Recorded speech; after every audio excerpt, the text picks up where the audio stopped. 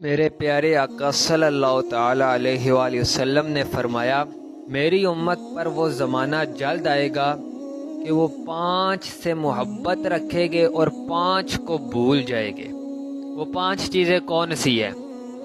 پہلی، فرمایا یحبون الدنیا وینسون الآخرہ، دنیا سے محبت رکھے گے اور آخرت کو بھول جائے گے۔ اللہ اکبر۔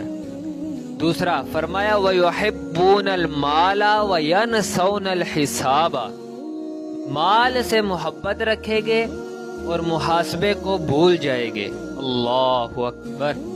اور تیسری چیز فرمایا وَيُحِبُّونَ الْخَلْقَ وَيَنْسَوْنَ الْخَالِقَ، مخلوق سے محبت رکھیں گے اور خالق کو بھول جائیں گے۔ اور چوتھی چیز فرمایا وَيُحِبُّونَ الذُّنُوبَ وَيَنْسَوْنَ التَّوْبَةَ، گناہوں سے محبت رکھیں گے اور توبہ کو بھول جائیں گے۔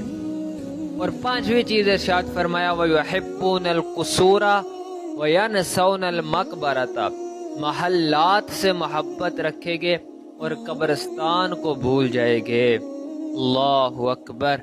جگہ جی لگانے کی دنیا نہیں ہے، یہ عبرت کی جا ہے، تماشا نہیں ہے۔